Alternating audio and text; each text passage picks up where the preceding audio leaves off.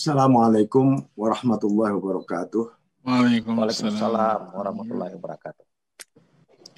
Bismillah, alhamdulillah, Allahumma sholli ala sayyidina Muhammad wa ala alihi wa sahbihi wa mawalah wa man tabi'ahu ila yaumil qiyamah. Amma ba'd, al-mukarramun para masyayikh, khususon Kiai Said Agil Siraj, begitu juga Syekh Sayyid Agil Munawar, Bapak Kiai Haji Arifin Junaidi,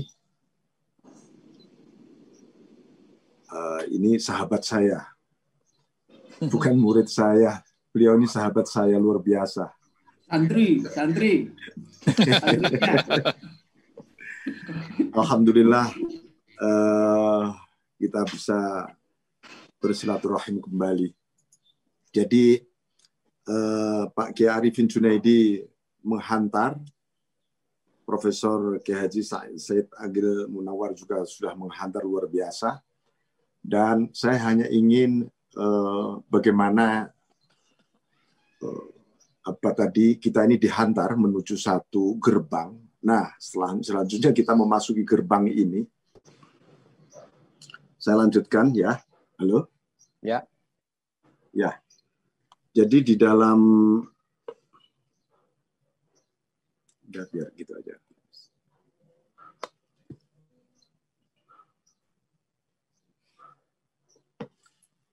Jadi di dalam apa yang sudah disampaikan oleh Pak Kiai Arifin Junaidi maupun Profesor tadi, ini menghantar kita kepada satu gerbang yang menjadi keniscayaan seluruh umat Islam, khususnya warga Nahdliyin, lalu lebih khusus itu para asatidz. Saya sebut begini kenapa? Karena para guru di madrasah, di pondok pesantren ini adalah garda depan dari seluruh proses pengembangan karakter manusia utama yang sedang kita siapkan untuk dibangun, yaitu kalau di dalam istilah dunia sufi sebagai manusia yang paripurna, yaitu al-insan al-kamil, manusia yang paripurna. Nah, kebetulan konsep tentang manusia paripurna itu hanya ada sebenarnya di dalam dunia sufi secara akademis, ya, secara akademis yang dengan segala karakteristik yang sangat luar biasa, terutama yang dibangun oleh para sufi besar.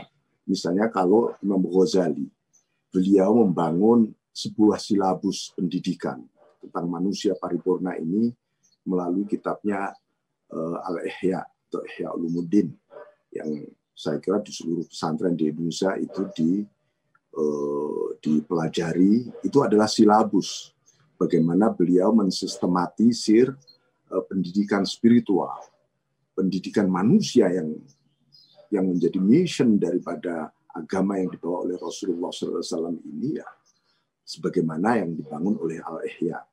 Kemudian ada lagi lebih khusus lagi, muncul generasi seperti Syekh Muhyiddin Ibnu Arabi, tapi beliau lebih pada wilayah-wilayah gnosis, wilayah-wilayah transendental seperti yang dikatakan oleh Pak Kiai Arifin Junaidi tadi.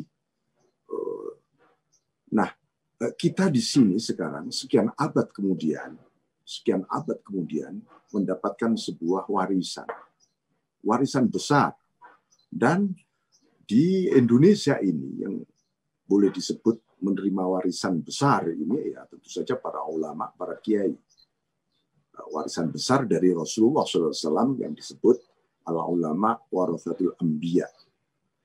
Artinya begini, di satu sisi memang kita memiliki tugas membangun satu generasi ulama yang ini lebih khusus lagi, yang ulama billah, ulama yang warathatul anbiya. Tentu ini perlu ada satu pemikiran khusus yang barangkali di pesantren memang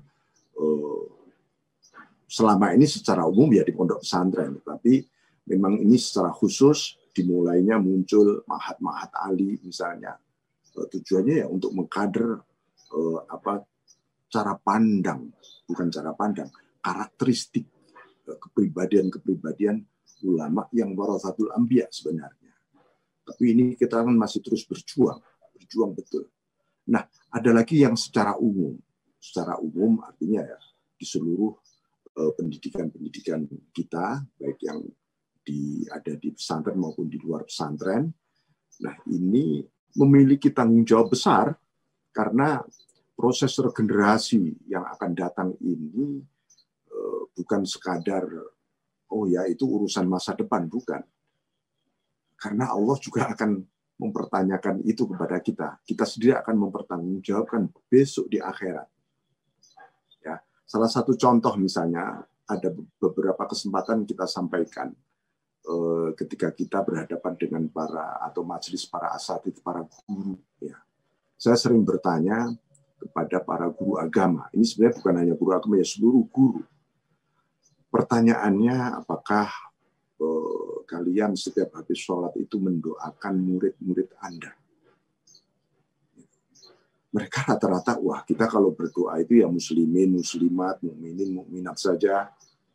Tapi secara khusus, siapa sebenarnya yang mendoakan murid-muridnya supaya selamat dunia akhirat, kuat imannya, menjadi soleh, solihah, ilmunya manfaat dunia akhirat? Apakah pernah kita sebut begitu di dalam doa-doa kita? Nah, ini yang masih menyebut tentu saja para kiai di pesantren, para asatidz di pesantren. Mungkin ada sekian juta guru agama di Indonesia sudah melupakan itu. Nah, lalu mikirnya, oh tugasku menjadi guru agama itu ya sampai pensiun sudah, habis itu ya sudah selesai. Dia lupa bahwa murid-murid kita itu adalah anak-anak kita di akhirat. Ini kata kunci yang itu di beberapa kitabnya para sufi disebutkan. Murid-murid kita adalah anak-anak kita di akhirat. Ini berarti kita menghantar anak-anak kita menuju hadir di hadapan Allah dengan selamat. Tanpa ada rasa seperti itu, tanggung jawab moral kita sebagai pengajar barangkali mungkin sekedar tugas, dan itu lalu dipersempit menjadi tugas profesional. Itu ya, artinya oh profesiku guru kok, ya guru ya kerja jam sekian pulang jam sekian. Oh bukan itu.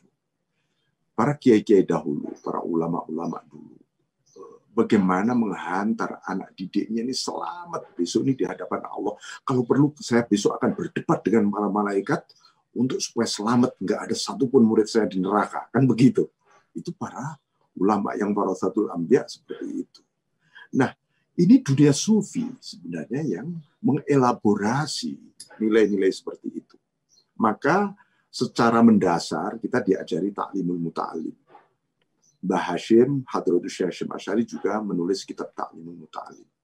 Imam Ghazali di Ihya di Babul Ilmi itu menulis kitab bab mengenai Ta'limul Muta'alim yang luar biasa, yang mesti kita jadikan satu paradigm di dalam mendidik, dalam dunia pendidikan.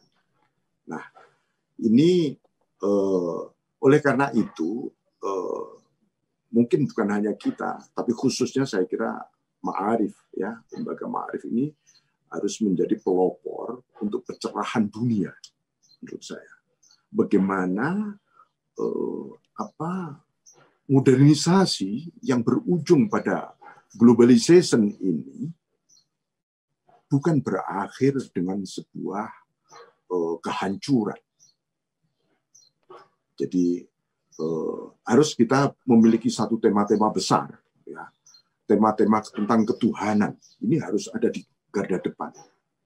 Tema-tema tentang kemanusiaan, ya. Ada lagi tema-tema mengenai misalnya kebangsaan, keragaman, perdamaian. Ini yang kita hantar generasi kita untuk itu. Tanpa itu jangan dibiarkan misalnya hal yang paling sederhana, misalnya paling sederhana ini paling. Saya pernah ini sedikit intermezzo, ya. Saya pernah bertanya kepada sahabat-sahabat saya, kalau kalian semua melihat orang hamil lagi ada di jalan, lagi ketemu di mana, apa yang sedang Anda lakukan? Ya mereka macam-macam jawabannya. Ada yang hanya senyum-senyum, ada yang waduh bahagia. Ada nggak yang mendoakan, ya Allah, semoga bayi yang dikandung oleh si hamil itu kelak menjadi generasi anak-anak yang soleh, solihah, hidupnya manfaat dunia akhirat. Aduh, kayaknya nggak terbayang deh untuk mendoakan setiap ketemu orang hamil seperti itu. Padahal kalau anak kita sendiri baik, anak kita soleh, solihah, anak tetangga kita nggak soleh, anak sahabat-sahabat kita tidak soleh, dia akan menjadi musuh anak-anak kita nanti. Kan kacau peradaban manusia ke depan. Ini. Maka inilah Al-Ghazali lalu membangun satu silabus yang luar biasa. Silabus tentang hal-hal yang al-muhlikat, faktor-faktor penghancur kemanusiaan. Dan ini tampak sekali di dalam nilai-nilai modernisasi seperti misalnya materialisme, konsumerisme, hedonisme, persaingan tidak sehat, lalu seksualisme, semuanya muncul. Dan itu dibayangkan oleh Al-Ghazali sebagai prototipe tentang al-muhlikat. Tapi Al-Ghazali membangun al-munjiyat. Kemudian faktor-faktor penyelamat. Nah, ini harus kita jadikan satu sumber untuk membangun kita ini silabus. Silabus pendidikan mulai dari TK, bahkan mulai dari kita harus siapkan ini, mendidik anak mulai dari dalam kandungan sampai mati lah ibaratnya ya. Ini seperti apa sih itu silabusnya? Hal-hal sederhana seperti itu yang mesti menjadi tanggung jawab kita semuanya. Oleh karena itu di dalam dunia sufi banyak sekali metode. Tadi disebutkan ada metode targhib, tahdzib, ya itu metode. Ada metode pendidikan misalnya yang di Al-Quran disebut dengan tazkiyatun nafas, tadhirul qulub, tanwirul asrar. Nah, itu metode yang harus kita elaborasi menjadi silabus sesuai dengan tingkatan anak didik kita. Ada lagi tahalli, tajalli. Itu metode. Nah, misalnya begini, mengenalkan Allah kepada anak TK itu kayak apa? Apa yang harus ditahalli? Apa yang harus ditahalli? Bagaimana tajallinya? Nah, karena itu banyak pertanyaan-pertanyaan anak-anak kepada guru agama yang kemudian mengagetkan. Nah, ini silabusnya harus kita bangun jauh-jauh. Jangan sampai dunia sufi sampai tidak masuk di silabus kependidikan kita. Nah, pendidikan khususnya di Nusantara ya. Jangan sampai, karena kalau kita lihat buku, maaf, di Departemen Agama itu iman dan Islam gitu. Iman dan Islam, iman dan takwa gitu. Ihsannya itu kok nggak pernah muncul gitu ya. Pendidikan ihsan ini seperti apa yang mestinya, artinya pendidikan tasawuf itu harus dikenalkan sejak dini. Bukan menunggu usia 40, tapi kan tentu sesuai dengan karakteristik esensi maupun sensitivitas spiritual pertumbuhan manusia. Saya kira itu ya. Ini juga mungkin juga penghantar. Silakan mungkin kita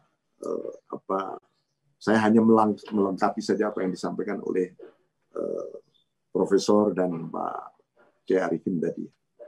Demikian, wa'afu minkum wallahu muwaffiq ila aqwamit thoriq. Assalamualaikum warahmatullahi wabarakatuh.